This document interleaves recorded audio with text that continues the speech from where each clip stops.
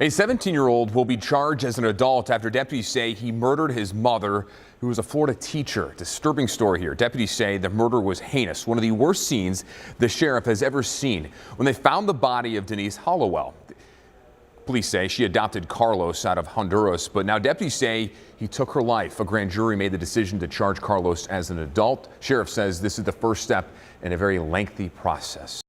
Man, this is like a crazy story. This incident happened back in 2019. So this kid here, he was 17 years old. So as y'all just heard about this incident, this happened back in 2019. This woman right here was the mother of Carlos that you see right here. Adopted. She basically adopted Carlos. I don't know what age. I think he might have been 5 or 6 years old, but she did adopted two sons. One, Carlos, the guy you see right there, and the other one is Angel. He was 12. So apparently this kid right here named Angel kept running away. And I guess, I don't know, man. I mean, he was 12 years old and they say he kept running away. So the mother basically called the cops. And when the cops came to her house, they realized that Angel's room was boarded up and had like a bucket of urine in there and books and a mattress or whatever like that. So the cops was like concerned, like, why would you have this kid, have all the windows boarded up? So Angel has ran away from his mother and Carlos like a lot of times. And, according to what Angel was saying, he was saying that his mother was abusive. She and Carlos was abusive. They made Angel went to the bathroom butt naked and clean up and everything like that. So apparently, Carlos was actually defending his adopted mother and saying that, Angel was just making up stuff and this and that. So clearly Angel didn't want to be part of that family, even though he was adopted too.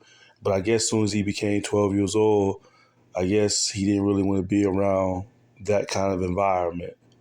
So he ran away. So I guess they finally took Angel away from his adopted mother and them and saying like, you know what, they just took him away. And after that, he kept right on getting in trouble, breaking laws and shit like that. So she pretty much failed him. I don't think he really wanted to have much to do with her anyway. I think as soon as he turned 12, I think he really wanted to distance himself from her. Now, the part I don't get is why in the hell did she name this boy right here Angel? Why would you give him the name Angel? Isn't that a girl's name? You could have gave this boy a better name than that. That's probably why he pushed himself away from you, because you gave him a silly girl's name. You could have gave him a better name than that. Jesus Christ. But for this kid right here to run away, I can't imagine, being adopted and you're running away and you don't really know who your real relatives are. Because he's 12 years old. He was 12 years old back then. So can you imagine being adopted and you're being 12 years old and you running away from a woman like her and you really don't have nobody to go to, because he doesn't even know who his real family is. So I can't imagine what that be like, He doesn't even know, because Angel doesn't even know who his real family is. He doesn't know who his real relatives are. You know what I'm saying? So that's gotta be pretty bad for a 12-year-old kid. You run away from someone that's not your real mother, and you really don't have nowhere to go. You don't know who your real family are. That's gotta be bad, man. That's gotta be horrible to be in a position like that. You got adopted, and the people who adopted you treat you like shit, and all of a sudden you're thinking about running away, but who are you going to go to? Because you don't know who your real family are. Who you going to run to?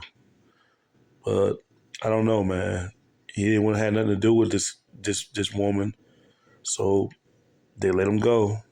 put him somewhere with a different adoption, and he still was getting in trouble with the other adoption though. So it's in this kid's blood. Whoever was in this kid's family, it probably runs in this kid's blood too to stay get in trouble by law.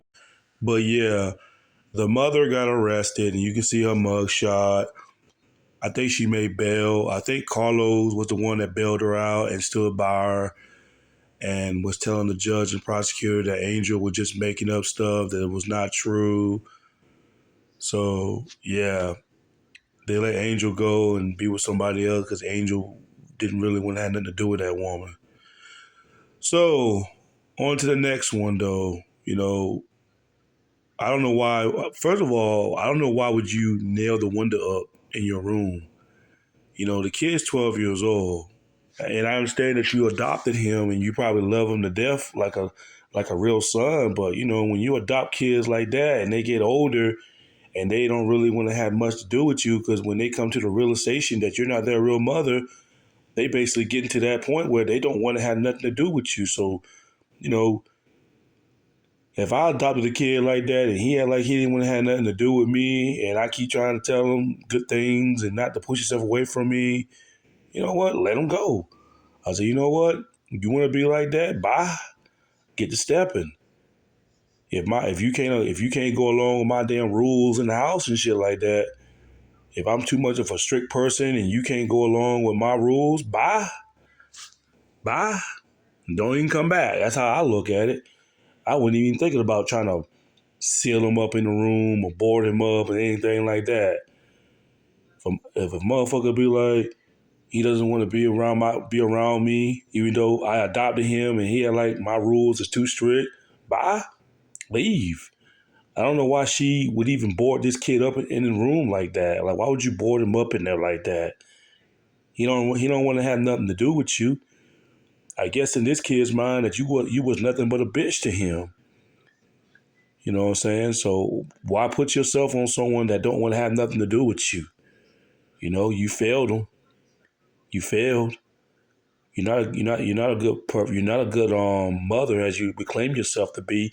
If you're gonna seal this kid up in a room like that, you should have just let him go and just say, you know what, get the hell out of my place and don't come back. If you want to push yourself away from me like that, go on out there and make it on your own if you can. That's what you should have done. Or went to the social service and just gave him up to the social service people and just saying, here, take this little bastard. This little bastard keep running away. He don't want to go along with my rules. Take him. That's what you should have done. All right, on to Carlos now. Carlos looked like he had a bright future. I guess Carlos was walking a straight line the way she wanted him to do. But Carlos looked like he had a bright future ahead of him. He looked like he was into football, and he was 17 back then, and he looked like he really had a bright future ahead of him. And I think this is the path she wanted him to take. And then that's when I kind of heard that things kind of started going downhill for Carlos and his mother. Accordingly, on what I saw is that Carlos claiming, Carlos wasn't doing so good in school, and she was getting on his ass about it. Any parent would do that, okay? If you're getting bad grades in school and you're not doing too good on your report card, parents got a right to be upset with you. Parents have every right to get upset with you. They have every right to be angry with you if you are getting bad grades in school. And, she was getting on Carlos' ass about that shit. Carlos wasn't really going to school like that. And I guess she was really pressuring him. It was just a whole lot of things she was, she kept pressing him about a lot of stuff. Like he wrecked her vehicle. Because I think one day she said something to him to upset him, and Carlos saying that he was going to kill himself. So he took the vehicle and ran into a tree with it or something like that. Luckily, he survived though, but she got upset with him because he damaged the vehicle and he had no money to pay it, and she was trying to tell him that you need to go out and go get a job. He was 17 years old back then. I mean, even neighbors were saying, next door neighbors were saying that these two was arguing. They even heard these two arguing, according on what the next door neighbor has said. These two was arguing and everything like that. And I watched the interrogation video. Now I put a link there down the bottom. And shout out to Drip Drop, Crime Circus. This guy right here named Drip Drop basically get the interrogation videos. And I want you guys, if you want to, I put the link there underneath the video. Watch the interrogation video and just listen how Carlos sound. Carlos sound like a very manipulative kid. He sound like very fucking manipulative. And I guess his mother just got very tired of it. I guess she kind of fell for it at first, but I can kind of tell that when the cops was interrogating him, he was just sounding very manipulative, saying like, "Oh, we ate pie together and this and that." But he finally confessed to it on why he did what he did, because his adopted mother kept pressing him. He said there was times that when he got angry, he would take an axe and go out there and hit the wood to blow off anger and everything like that. So, pretty much, she kept pressing him about a lot of things, and I guess the kid just snapped. He just snapped and just saying fuck it. So he took the axe and hit her in the skull with it, and the axe was like buried deep into her skull though. And they said that axe was so damn deep, it was all the way in her fucking skull. So he put a lot of strength in that. Like he intentionally wanted to kill this woman. But hey, he killed her and he finally confessed to it. And now you look at these pictures right here that they interview him in prison. You see all these damn tattoos on his face. And I think this is what she feared. I think she saw what he was becoming. She saw what he was becoming. And I think she was trying her best to try to stop this kid from becoming a thug. Because you can see his face right now. This is when they was interviewing him in prison, his mug shots and shit.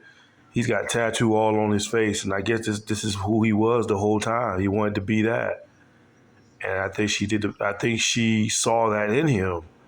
She saw that tattoo version of him, like a vision of the future on what this kid was going to be.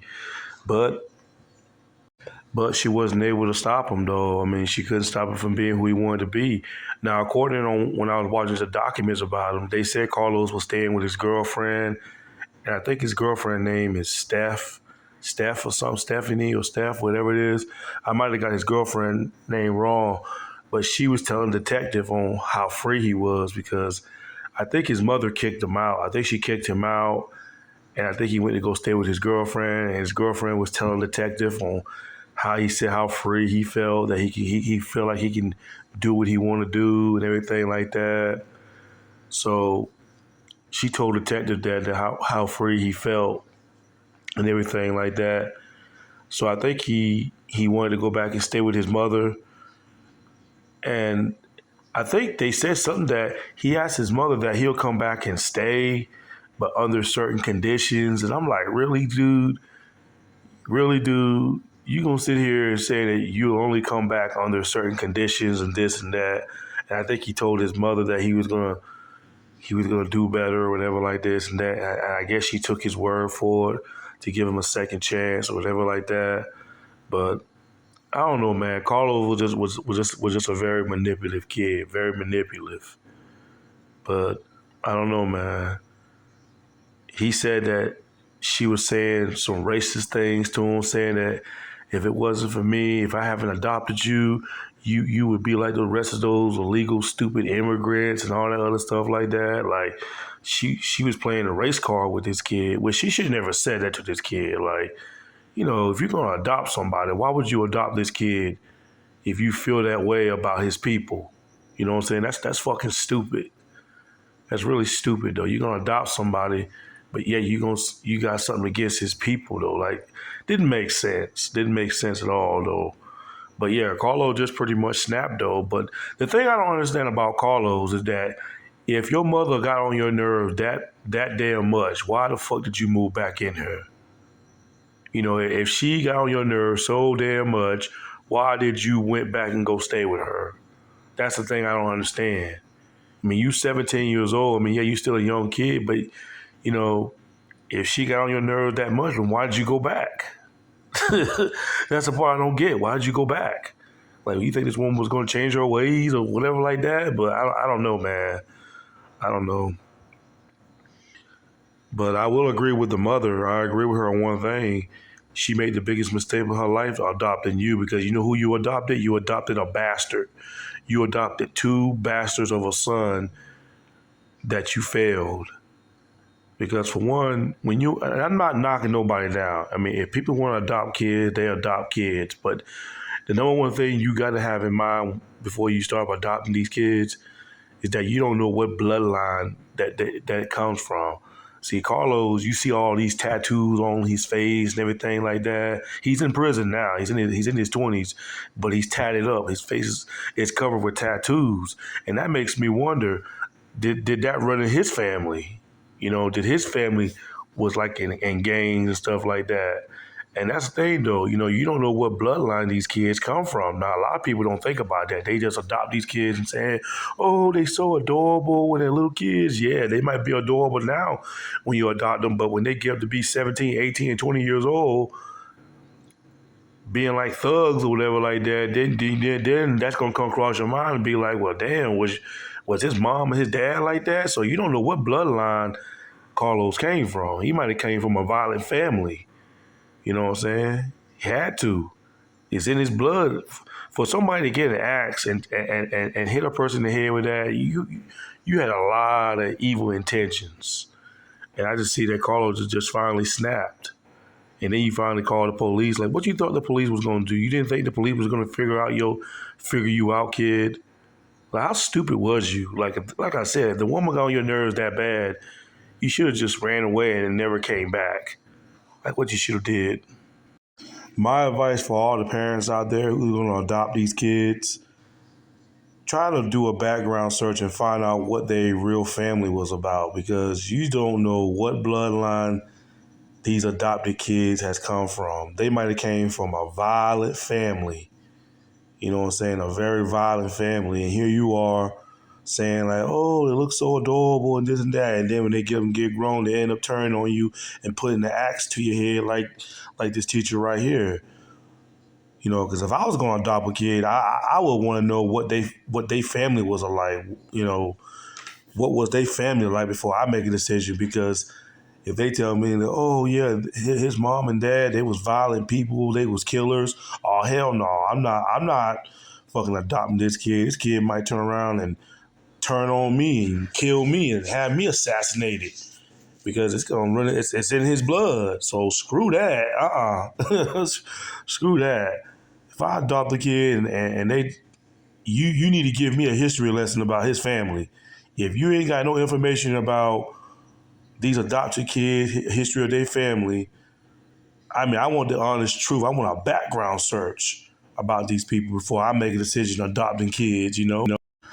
But yeah, take a good look at this one last time, though. I mean, you can see the tattoos on his face. This is who he wanted to be. And I'm pretty sure his adopted mother would have been against that, though. So basically, if he's got all that tattoo on his face like that, yeah, it runs in the family. He wanted to be a thug. That's what he wanted to be, and she saw it in him too. She saw it in him. What she should have done was just put him out for good and just tell him not to come back, or else she should get a gun herself and shoot this dude or whatever. But that was her big mistake on letting this kid come back. She should have got a gun permit and call the cops on him or whatever like that, and put a restraining order, even though the restraining order is not going to do much, though. But that's what that woman should have done. Now she's dead now, because you tried to sit there and you try to raise a bastard. And that's what Carlos was. Carlos and Angel, the two adopted sons that you had, they both was nothing but a bunch of bastards that didn't want to do good in life. That's all you adopted. You know what I'm saying? Everybody can't be fixed. Some people can't be fixed. And I guess she tried to fix Carlos because she saw the bad direction that he was going to. Some people don't want to be fixed. They don't want to be helped. They want to be who they want to be. You know what I'm saying? And people like that, you just gotta let them go. Basically, let them go and cut them out of your life. That's what she should have done, and she would probably still be alive today.